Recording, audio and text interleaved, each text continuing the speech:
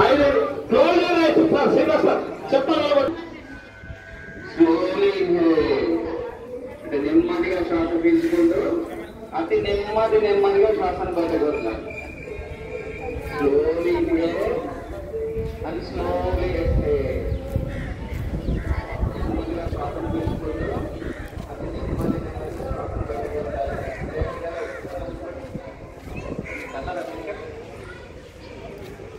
శరీరంలో ఏ చిన్న కదలికలు ఉండరాదు. అది శ్వాస ఉచ్ఛ్వాస నిశ్వాసాలను మాత్రమే గమనిస్తూ ఉండాలి.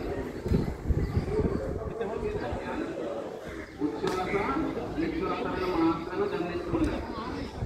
ఏ విధమైన ఆలోచనలు చేయరాదు. మనం ఆలోచిస్తారా? ఏమీ ఆలోచించవద్దు. ఏమీ ఆలోచించదు. ఓన్లీ విశ్వాస నిశ్వాసను గమనిస్తూ ఉండాలి. శరీరంలో ఏ చిన్న కదలిక ఉండరాదు. అయితే మనం ధ్యానం చేయడం వల్ల ఏంటి అంటే మనకు విశ్వం నుండి విశ్వశక్తి అనేది లభిస్తుంది. అది మన శరీరంలో ఓన్లీ ధ్యానంలో మాత్రం. స్లోలీ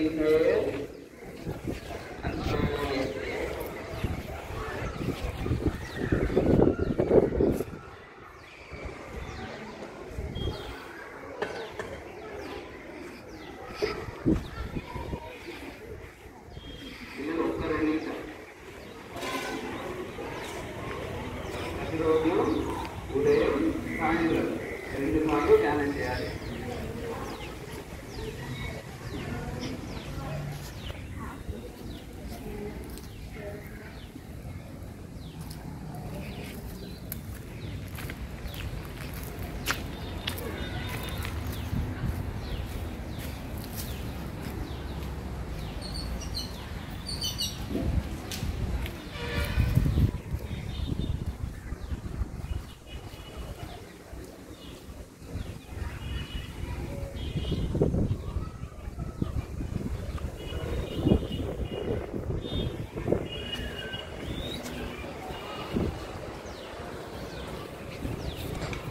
ఈ ధ్యానంలో ఆత్మ పరమాత్మ కలయిక యోగం.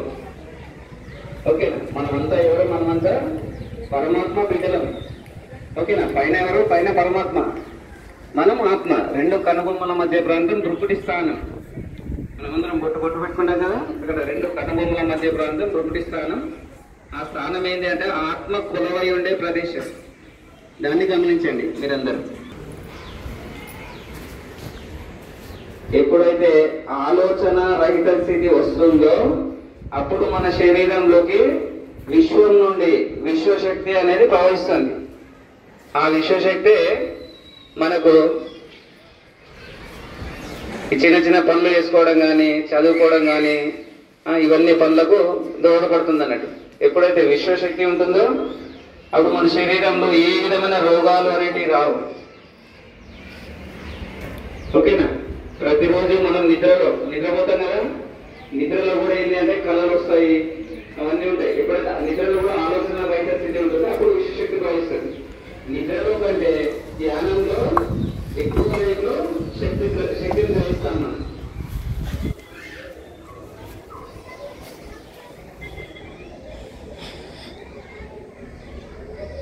Slowly inhale and slowly exhale.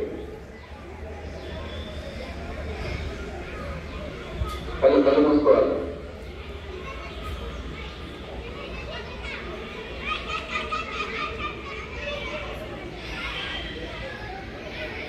Okay, ఇప్పుడు మెల్లగా మీ యొక్క 2 అరచేతులు రాపిడి చేస్తూ,